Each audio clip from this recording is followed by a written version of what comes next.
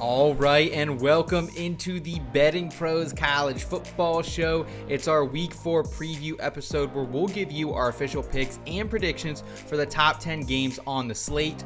I'm your host, Seth Woolcock. Really excited to slide into another Saturday of CFB betting action. And of course, riding shotgun with me is the crew, including a man who is trying to be the next in line to get a date with Diego Pavia's mom. It's Terrell Furman Jr. Terrell, what's going on today, man? Oh, it's good. I mean, you just got to keep riding with Diego Pavia. I tell you guys this all the time. And what a win. I mean, I get Sellers is out. We'll talk about that a little bit later. But what a win. I feel good. Cash my best bet as well as LSU hangs on. Now, granted, 5 interceptions really did help. Very much so. But that was part of the handicap. Young quarterback making a road start. It was very good. So 2-1 so far in our best bet segments. I feel good. Trying to keep it rolling. All right. Well, we're also tapping back into the big brain of Scott Bogman. Boggs, I don't imagine you're as excited for the weekend as I am. This is like one of those few fall weekends. I have no show Saturday or Sunday, but I'm sure you're still fired up nonetheless and getting ready to go, yeah? I mean, I would just like Arch to look good. That'd be great. And some of these damn bets to hit that I have would be amazing. So the good news is we can only go up from last week. So we're lighting last week on fire. We're looking forward to this week. And, the deeper we got, the more I like some of these picks. So not all of them, specifically the first one. But I do like a lot of these picks this week. So maybe just wait, what kind of shade was that? Wait, do we have the same list? Do we have the same list? Yeah, the game is going to be real tight. I don't want to bet it. That's all. What? Wait. No, there's no way. All right, Bob, Seth, get us started because there's no way we're talking about the same game. But before we do get going, shout out to everyone who's hanging out with us either on the BettingPros YouTube channel or the audio feed. The easiest free way to support us, give this video a thumbs up if you enjoy college football betting content like it. And if you're new, make sure you're subscribing to the channel so you don't miss a moment of CFB and NFL coverage this season. Also, shout out to our new presenting sponsor, Hard Rock Bet. Everybody knows and loves the Hard Rock hotels and casinos, and now you can also use the top-rated Hard Rock Bet Sportsbook to place your bets all NFL and college football season long. Hard Rock Bet is the only legal book in the state of Florida and is also now available in Arizona, Ohio, New Jersey, Indiana, Tennessee, Virginia, Illinois, and Colorado, with more states launching all the time. And you can also now play on Hard Rock Bet's online casino if you're in the state of New Jersey. And from here on out, you'll hear us use the Hard Rock Bet's lines whenever we're talking about the games. And as we continue throughout the NFL and college football season, sign up for Hard Rock Bet and make a $5 bet, and you're going to get yourself $100.50 back in bonus bets if you win that bet. Head over to Hard Rock Bet, sign up, and make your first deposit today. Let's start with a top 25 matchup in Salt Lake City. The line is starting to creep down from 4 to 2.5 at some books, but we're still seeing some 3.5 tickets out there available for the Texas Tech Red Raiders right now against the Utah Utes. As far as injuries are concerned for Tech, they only have a player or two banged up in their two deep on defense. Utah should have everyone healthy that they've had so far this season. Projections have a slight lean to Utah, but they love the over. Terrell, being a known Utes backer, are you once again riding with Devin Dampier and the boys? I mean, absolutely. I that's why I was confused because this could not have been the game that Boggs was talking about. Yes, it is. Must have another sheet. How are we? All right, I have to tell you guys. I have to tell you guys. I was not doing well last week, Terrell. You got to remember that. I have to tell you guys about the Utah Utes, man. Like, this team has it all. I believe in this offense. I think that the offense is going to continue to be able to keep rolling, and it's really going to be highlighted by that offensive line just being able to keep Dampier protected and then pushing the ball downfield. That passing game is where you can attack this Texas Tech team. And then the defense. I mean, the defense is just raw. It's been one of those top defenses all the time, and that was the thing. When they came into the Big 12, they had a leg up over everybody off the rip because Utah knew how to play defense, and nobody in the Big 12 could play defense. I think this is a spot where we're going to see this Utah team do what they do at home. Texas Tech has to come to Provo in elevation. Now, granted, for some reason, this is a 9 a.m. tip local time. Don't know what's going on with that. But I think it's going to be a rough game for Texas Tech. Looking at Utah since 2018, they are 34-7 straight up at home, 25-16 ATS. I am all the way behind my Utah Utes here. Laying the 3. I'm betting this. They're going to get it done. I think Utah is the top premier team in the Big 12. What about you, Boggs? Sounds like this might be a stay away spot for you. Yeah, I do lean where Terrell is, and by the way, BP does too. You said we've got this under a field goal at a couple books, right? Like, I think that is a lean that I actually would like if it stays at 2.5. It is that is a good one. But I'll say this, like, I don't think we really know much about either one of these teams quite yet because the strength of schedule is miserable for both of them. It's 122nd for Texas Tech. It's 95th for Utah so far this year. We're looking at a strong run game from Utah, right? And they run at a 55% clip here. Well, Texas Tech in this bad schedule has ranked first in run defense grade, second statistically against the run. So it looks like Texas Tech matches up well against Utah, but I don't know if anybody's getting behind 2 NFL caliber offensive linemen like Terrell mentioned here. So my lean is more towards Utah because they are home, right? I think if you can get this under a field goal, I'm much happier at it at 2.5 than I am at 3.5 or 4.5. So I'm much better there. But Utah's tied with the 5th most sacks this year, and Texas Tech passes the ball a lot, but Texas Tech spent a lot on their roster.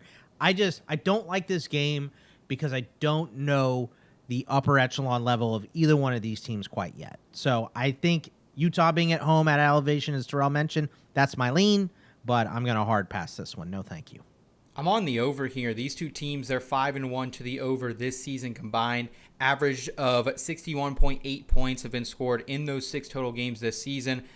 I like Utah a lot. Devin Dampier, he's definitely made this offense better. You know, as Boggs mentioned, bad strength of schedule, but still top 15 in the country right now in total offense. But I don't think you're giving enough credit, Terrell, to Baron Morton and what he's been doing here. He's a veteran. If he's healthy. I mean, right now we're hearing that he's going to be out there. He wasn't on the injury report, and he's leading the country in passing touchdowns. And also, like, Tech has – and Tech, I think we can take a little bit more from their history in the Big 12 just because they've been there longer compared to Utah. They were over this total in 6 of 9 Big 12 games last season. So I think it's going to be a lot of points here. I do kind of agree that this could be Utah, but I think it will be tight, and I think it will be high scoring and a fun one. Texas Tech been in the Big 12 longer. 0-6 straight up in ATS in their last 6 road Big 12 openers. Just throwing that out there. No, yeah, good line there. Next, let's go to Lakeside, where we have the Syracuse Orange taking on the Clemson Tigers. This line has widened out about a 0.5 point at most books since our early episode this week. You can now actually get Syracuse as an 18-point dog. This includes, for injuries, Syracuse. They have questionable tags to their RB1, Yasin Williams, and they're starting free safety and left tackle. Clemson also remaining pretty banged up as well coming in. They're starting free safety, left tackle, and wide receiver 1, Antonio Williams, all still questionable. Projections are leaning towards the Orange. They have this closer to a 2 touchdown point line.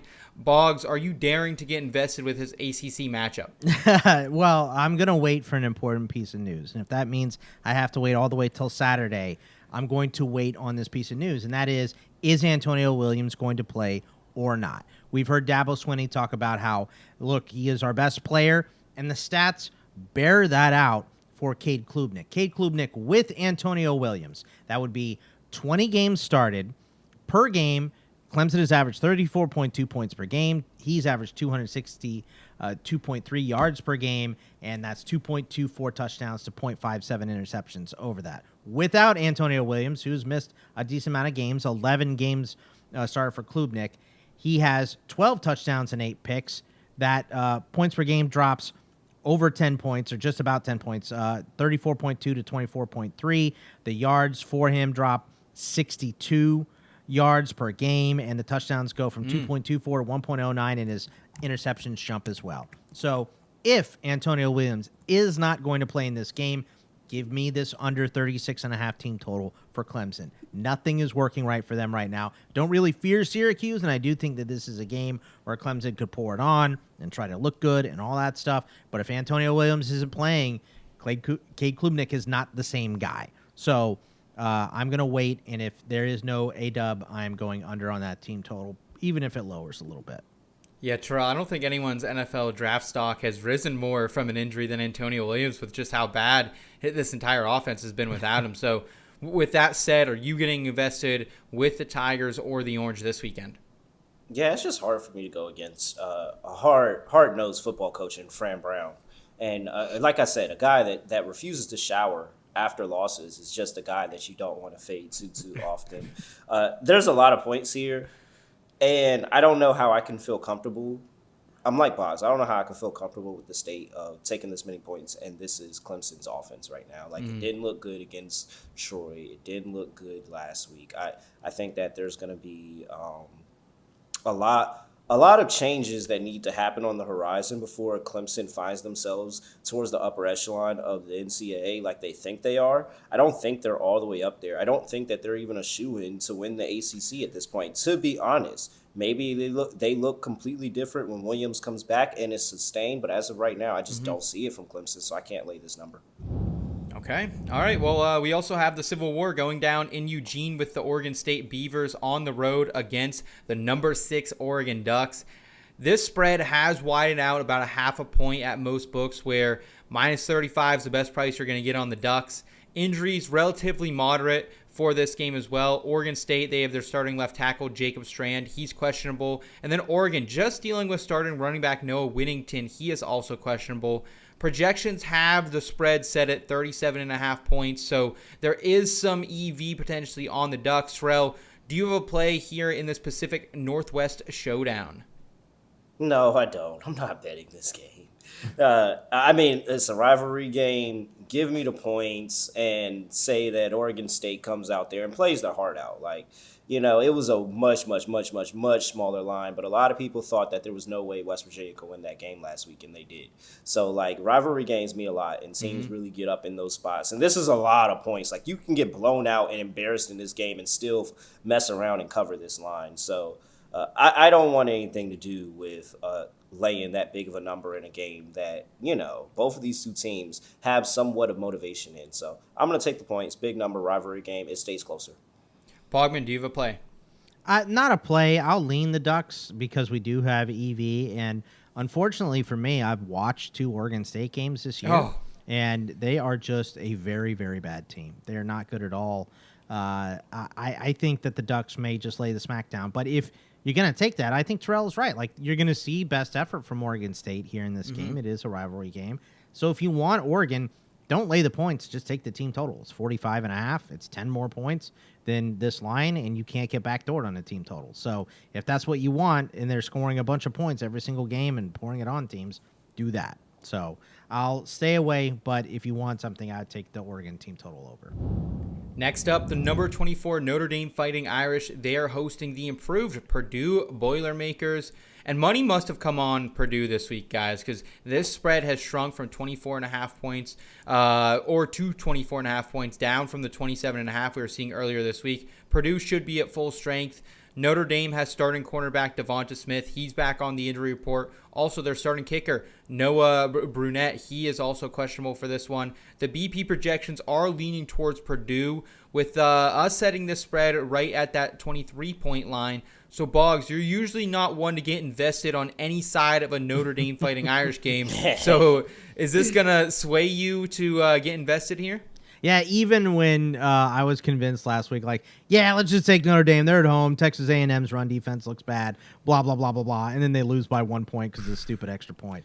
So, look, for this game, if I'm going to pick something, I'm going to stick to what I said on Monday. Let's go over 13.5 team total for Purdue. Now, maybe angry Notre Dame does exactly what they did last year to Purdue, where they beat them 66-7. But currently, and I know it's like with the number one hardest schedule this season, but Notre Dame is 113th in defensive grade. They played strong at offenses, but the foundation, the cracks in the foundation are there. 112th in coverage grade, 93rd in pass rush grade, 118th in points per game allowed at 34, and they had 2 weeks to prep for Texas A&M, and they still got beat at home.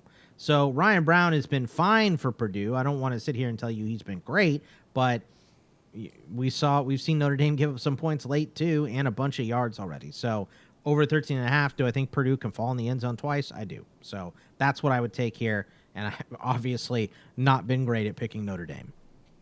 Yeah, Terrell, I don't know where I'm going to be getting back in on Notre Dame this year. Like, I know they'll probably start covering like they did last season down the stretch, but like maybe Navy, maybe against Pitt. I just think this is too early for me to go back to the well after, I've lost 8 units on this team this year. They have absolutely destroyed my bankroll. So I don't think I can go back, will you? Oh, I mean, I took Texas A&M last week, so I feel pretty all right about Notre Dame right now. They got me against Miami, but it was too many points for that Texas A&M team, and it was a great game. So I think this is the spot where they just begin to pour it on. Like, how many times do we see this Purdue? Purdue's catching a really big number, and everybody's like, oh, Purdue can find themselves in this game, and they don't. They actually just get destroyed, and they don't move the ball. The defense is bad. Maybe Notre Dame team total over, but that's at like 40.5 now. Okay, I gotta assume that Notre Dame's at least gonna cover this. Maybe an early first half line saves you from a backdoor or something like that. But it just seems like this is the get right game for Notre Dame, where all right, you had the 2 big matchups. Those were 2 really, really tough matchups. Now you're playing a Purdue team that, to be honest, just isn't on Notre Dame's level. And it was last year when they lost to NIU. They went to Purdue the next week and beat them 66-7. Yeah. So it's definitely could be in there. I say lay the number up. I mean, it'll probably hit with you because I'm not on it. So yeah, same. So I'll probably, you can miss me on that, but yeah. We've also have a Big Ten matchup this weekend that kind of feels a lot like the Spider-Man gif with 2 very similar teams. We have the number 21 Michigan Wolverines. They're on the road in Lincoln to battle the Nebraska Cornhuskers. And as suspected, this line has moved towards Michigan. The Wolverines are now 2.5-point favorites. It's the best number you're going to get available for them. Michigan is beat up a little bit, though. They're starting right guard, left guard, and nickel corner, all questionable for this game. Nebraska, their starting cornerback and linebacker are questionable, as well as a few players on the defensive 2 deep. Projections have this game as a pick'em and loves the over. What say you, Terrell? Is this a potential money line play for you, or are you just sticking to spreads? I mean, you guys know how I feel. The love-hate relationship with Timo Patrick Mahomes here is very, very annoying. You call him Timo Patrick Mahomes? Yeah. Oh, my goodness. And so, I mean, okay, so you have Michigan, interim head coach, Bipoji. No short sleeves, by the way. He's wearing full-out sleeves, Seth. Like he didn't cut them off. He's wearing the full sleeves on the sideline. Michigan said no, don't bring any of that around here. We wear full shirts. I just don't know how much of a believer I am in Michigan. Like this could be the Matt Rule season where it's all right, everything clicks for him. Like you talk about it, at Temple, you talked about it in the spots before. Like this could be the spot where everything just clicks on the college front for Matt Rule's team, and they just have a really good season. And again, I've had my best work here on the show fading Michigan. hit the best bet the last with OU minus 5.5 against Michigan. Like this Michigan team is just not good, and they constantly become top 25 ranked and have these expectations with the young quarterback. And I like Underwood, I really do, and I think he's gonna be better in this team without more now, but I just don't believe in them. I just don't believe in them on the road getting it done here in a Big Ten game. First of all, I'll take the under. Give me Nebraska plus the points on the money line. I really am nervous about taking Timo Patrick Mahomes, though. I will admit that. Yeah, Bogman, like I want to lay with Michigan here, but they're another team that I just don't get right a lot, it feels like. And so I'm off this one. Do you have a play? Or are you backing the Wolverines here?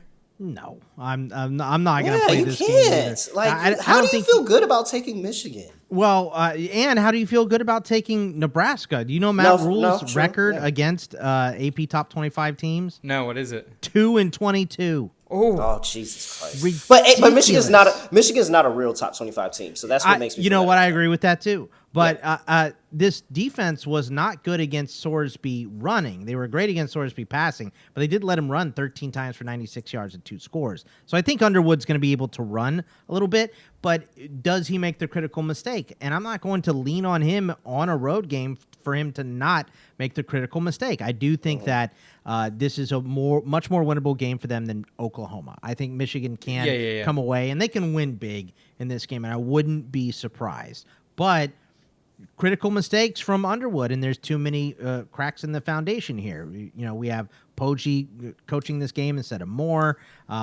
We've already seen him on the road at Oklahoma not come through, so I think that was a tougher game, and I think maybe they win going away. I would take Michigan as a lean, but I hate this game, so no way. I'm not playing this at all. We have another top 25 matchup that takes us to Norman, where the 11th ranked Oklahoma Sooners welcome the number 22 Auburn Tigers to town. Not much line movement in this one, as OU by 6.5 is holding. But you can also get Auburn +7 now at a couple of our books, including our friends over at Hard Rock Bet. Injuries currently include Auburn starting running back Damari Alston. He is expected to play after not suiting up since the opener. Oklahoma's ex-wide receiver, though, Keontez Lewis, the team's second leading pass catcher, and their starting left tackle are questionable for this game. Projections are saying stay away from this. The number is right at the current spread. So will you be, in fact, staying on the sideline of another Oklahoma game, Boggs? Yeah, I like the Sooners in this game, and Thank you. Yeah, it's because Jackson Arnold is 148 of 149 graded passers against pressure this season, and he was awful last year as well. In 19 dropbacks, only 19 that he's faced pressure. He's only gotten 8 passes off. He's completed 4 of those for 25 yards. He's been sacked 6 times. That'd be 139 out of those 149 QBs in pressure to sack rate, and 145 out of 149 in time to throw. He's had 1 throwaway, and he's scrambled twice.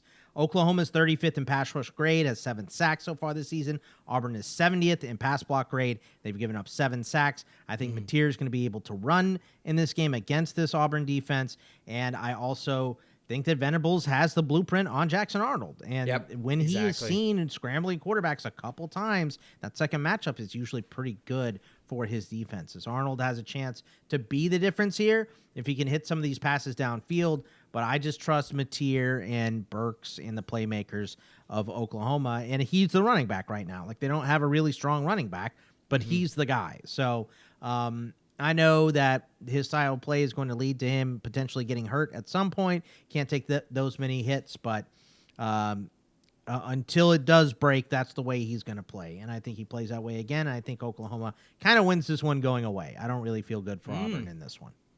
Okay, yeah, I'm not as confident, but I definitely do have a play on Oklahoma coming in our parlay show later this week. So, Terrell, it seems like you're also back in on the Sooners. And what was that number that you got preseason for them to make the CFP? Because it's looking mighty juicy right now. I think it was 4 to 1. Yeah, I think it was 4 to 1 too. Okay. We'll have to go into the archives and look for and dig that one up. But that one is looking mighty juicy as well. I think that they're going to beat Auburn going away too. Seth, I don't know what you're concerned about here, because you look at Auburn, they didn't look good in that game against Baylor. I don't care what anybody say. I didn't think they looked good in that game against Baylor, and it was just the complete Arnold was the only one that did look good in that game. Yeah, like everybody else, the defense didn't look good in my opinion. They gave up 24 points, but I feel like it could have been a lot more. It was a whole bunch of yards, a lot of big plays here or there. And if you give that up to Mateer and this OU offense, you better put up some points. And I don't think you're going to be able to do that against this Venables defense. Like, the story of OU for me this season was similar to literally right after Ryan Day lost to Michigan again last season. You can't drop anything. You don't have any leash.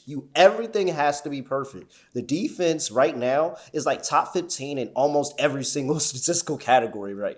Like they look great. This is what Venables does. So I trust the defense of this team to go out there and do exactly what Bog said. Throw pressure at Arnold. He's gonna look horrible, force him to turn the ball over, and then the offense is gonna continue to go up and down the field on the defense. I don't have any worry. I think OU is gonna be really good here and yet another home spot for Mateer. And I don't believe that Jackson Arnold in this Auburn offense is going to be able to keep up. All right, we got another SEC matchup that moves us to the primetime slate where the South Carolina Gamecocks, they're taking on the number 23 Missouri Tigers. Big shrinkage in the spread so far this week. Missouri originally at 13.5-point favorites. They're now down to 11.5 currently. Injuries for South Carolina include cornerback Judge Collier. He's questionable with a knee sprain. He's been out since the opener.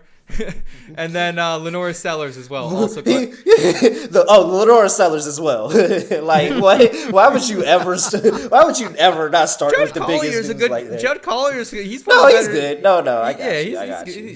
He'll get drafted. Yeah, but Mizzou, they're at full strength.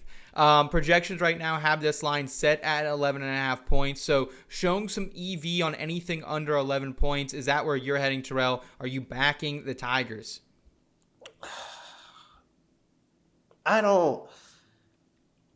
If this South Carolina offense looks horrible with Sellers, I would like to assume that they look bad without him, but this is what Beamer does sometimes, and I think that's what I just want to share here, because I understand a lot of people are going to be on Mizzou in this game with potentially and probably no Sellers. Like that concussion, I just don't think you're coming back from a concussion inside of a week. So more than likely no Sellers. But this is the spot where Beamer catches people slipping. Not saying they're going to win the game, but he likes to catch you slipping because now he's throwing in all these different packages and you got freaking offensive linemen throwing touchdowns or something like that. Like this is when Beamer ball really comes out, when he's back against the wall. He has a backup quarterback that nobody's really seen before, and we can go and start to throw some extra looks. But the concern here is that Mizzou could have been prepping throughout the whole week. I understand. I feel like I have to take South Carolina plus points here. What about you, Bogman? This is actually one of my favorite plays of the week, and I'm going to take Missouri and lay the points here. Look, Pete Thamel said Shane Beamer's comment, and we'll know tonight, so maybe as you're listening and watching this, you'll know what's going on with Lenore Sellers. But Shane Beamer's quote was, "We have an injury report for the SEC games that we release on Wednesday nights." That was his, which says to me like he ain't gonna play. I don't think Sellers is gonna be out there. But my concern for South Carolina is actually on the defensive side of the ball, and I think just the losses of Kennard, Sanders, and Hemingway on that line, Demetrius Knight at linebacker, Nick Emenworry in the secondary, right? Like there's just too many losses on this defense for South Carolina to stick with this Missouri team whose offense is rolling downhill right now. We saw Ahmad Hardy crush his props last week. So did Coleman, and Bo Perbula has been great. They're playing at home in this game. So, and on Hard Rock, it has slipped to under 10 points. It is now 9.5 points. So, shout out Hard Rock, bet. Wow. That's right. So let's go to Hard Rock and get this under double digits and get it at 9.5. And at this point, it just keeps moving towards South Carolina. Maybe just wait for it to keep slipping and slipping. Yeah. So now, if Lenore Sellers isn't playing and we get that, it's going back up. It's probably gonna go back up. But currently, as I'm speaking into this microphone, I'm looking at it right now. 9.5 on Hard Rock. So that's the one I'm gonna take. That's where I'll play it at. And I just think the difference here is the Missouri offense versus South Carolina's defense. I don't really care what happens with Sellers. Yeah, two gentlemen, two different opinions on the keep your head on a swivel game of the week.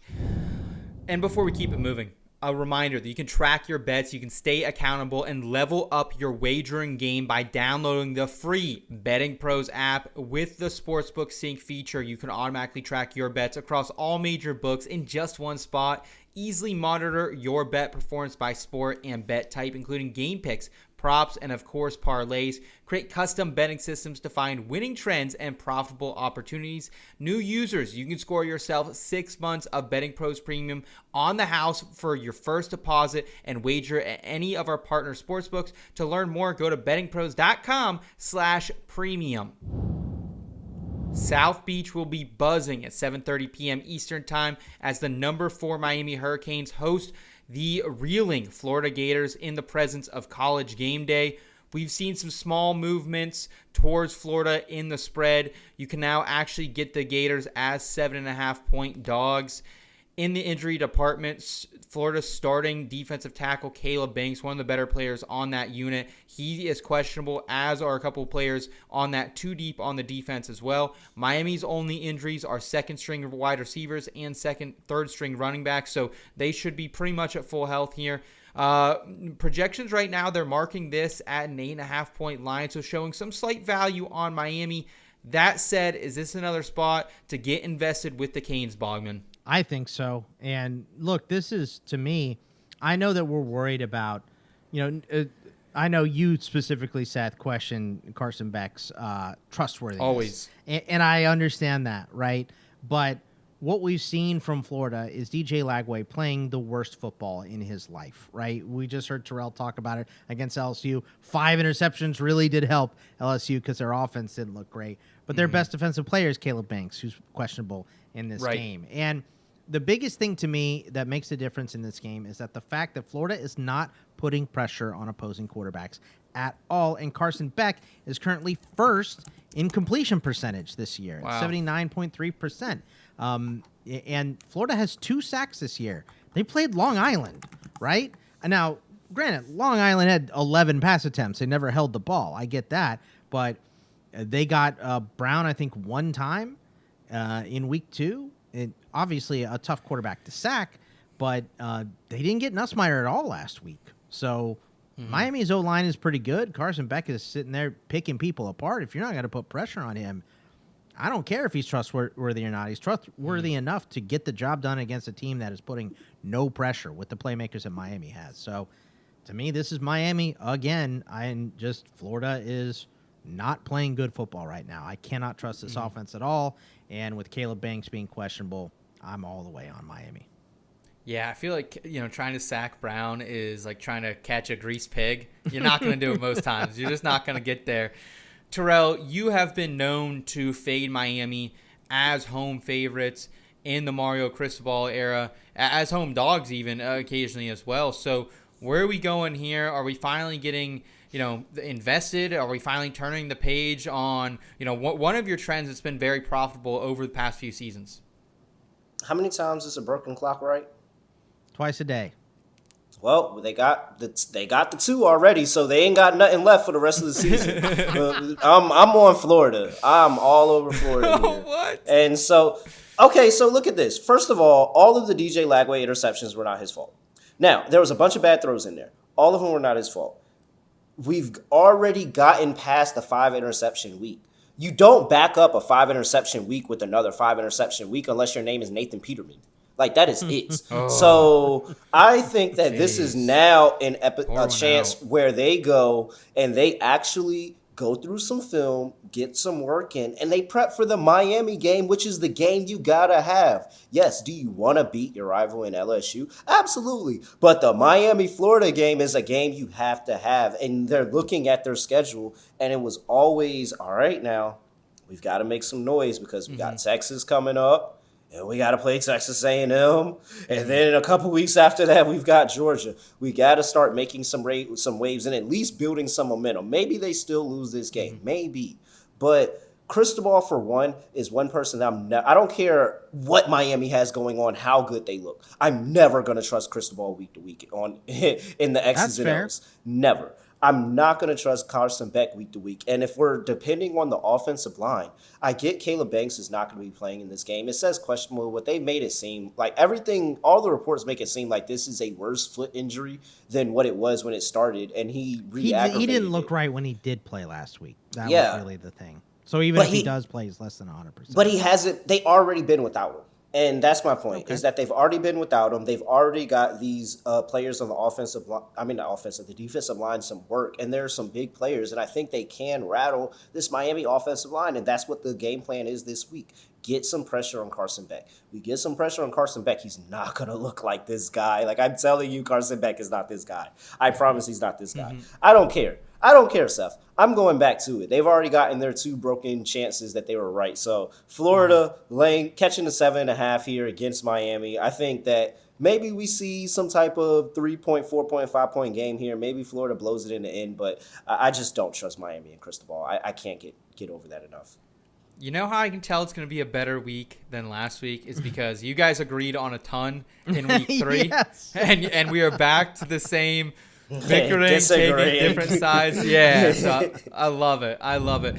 Maybe feeling snubbed from not having the ESPN crew on campus is the number 19 Indiana Hoosiers. They're welcoming the number 9 Illinois Fighting Illini to Bloomington in prime time. This spread has actually widened out a point. You can now get Illinois plus 5.5. Illinois, as in terms of injuries, they have 2 starting cornerbacks and their green dot linebacker Dylan Rosaic, who are all questionable. Indiana, just their punter and a few defensive players in the 2 deep questionable for this game. Projections with the movement, they are showing value on the Illini that this should be closer back to that original 3.5-point line. So, Terrell, do you agree that having the Hoosiers favored by 5.5 is maybe a bridge too far? First of all, I don't care if it's Indiana. This is still a Big Ten game. Way too many points on the total. Way too many points on the total. But so you're on the under, is what I'm hearing. Yeah. You're hard pressed to ever see me bet the over in a Big Ten game. But I really think it's under here because I think this is going to go more of the Illini side of the ball. I think they're going to be more physical at the point of attack. I think they're going to get and rush the IU quarterback here, and they're going to really, really challenge that offense. Like we've seen Indiana be able to move the ball at different times in this season, and for whatever reason, they've had multiple chances and drives where they just could not close out. Like especially in the ODU game. Like Boggs was talking about it, and his number, the number he had on the game, and we had 500 yards of offense, and we can't close out. We can't put the points on the board. And I mean, they went and spent all of the points that they had to use for this game on Indiana State last week, and I think that was a huge mistake. This is going to be their karma for whatever they did to Indiana State last week. So I'm on the Illini. I think that the defense is going to really, really punch this offense in the mouth. And as much as I don't trust Luke Altmaier, and I really don't, I think he has enough to cover 5.5 here. Yeah, Bogman, I do agree with Terrell. I think there is some EV sitting over there on the Illini side. It's what he thinks. It's what our projections are saying as well. That said, you won't catch me ever fading Sig Signetti in a big spot. So I'm going to go ahead and walk away from this one. What say you? I'm with you, Seth. I'm not messing with it either. And really, to me, it's just that we haven't seen much from either one of these teams. Illinois went on the road and beat Duke, right? That's a good win, right? But maybe Duke is just not like I think a lot of people, me included, like, hey, Darian Mensah going to Duke. Maybe that's a much better team. Yeah, maybe not though. Maybe they're just Duke. Maybe they're just regular Duke. Indiana's strength of schedule is 129th in the country. So I don't think that we've really seen enough to properly evaluate either one of these teams. I think this is the game to evaluate them on, right? Like, I think both these teams are strong. Signetti said that in his press conference. He talked about how Luke Altmaier has a lot of experience and his defense will get after you, and they're very well disciplined, and how great of a coach Brett Bielema is. I think he's right. Roster grades are similar. 13 for Indiana, 22 for Illinois. Indiana being at home would be my lean. I actually do kind of like the over, but I wouldn't touch that either, Terrell. So let me just miss this game and learn something from it instead of betting on it. Pass completely.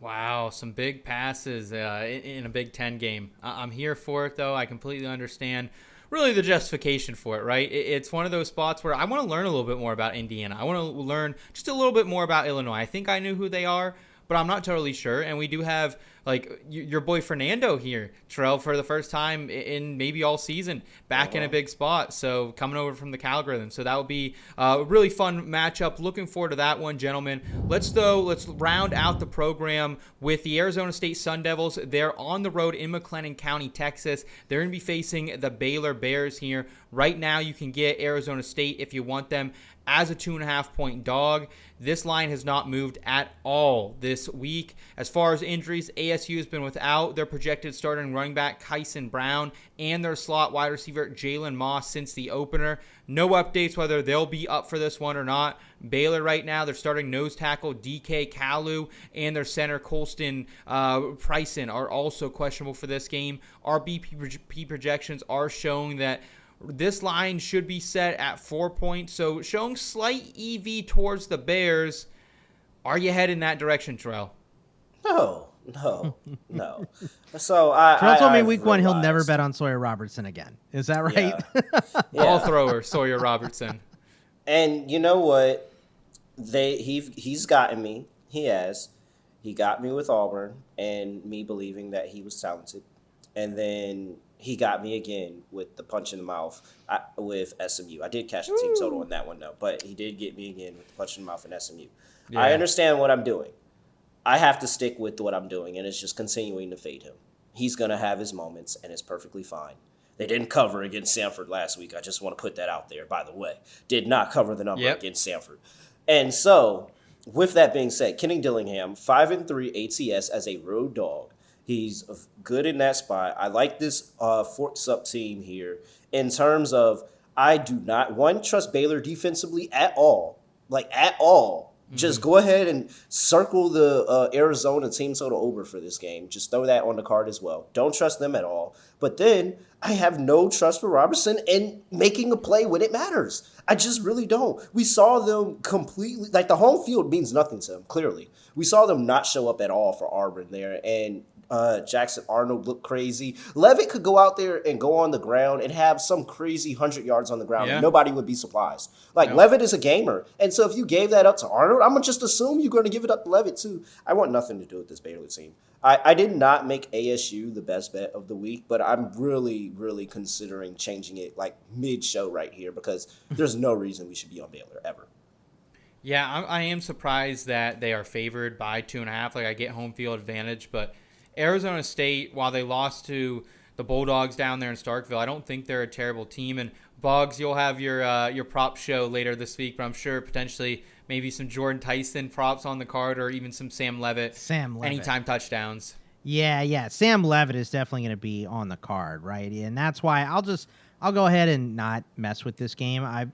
Baylor has almost got me twice. They got me once in that SMU game in overtime. I didn't have the team total like Terrell did, so I just got hosed on that one. I did get them with Auburn. I was right in that. And really, that's what watching that game and seeing Jackson Arnold run against them, I think Sam Levitt is going to be able to run very well because Baylor is allowing 188.3 yards per game rushing right now, which is 116th in the country. That's 126 in run defense grade on PFF.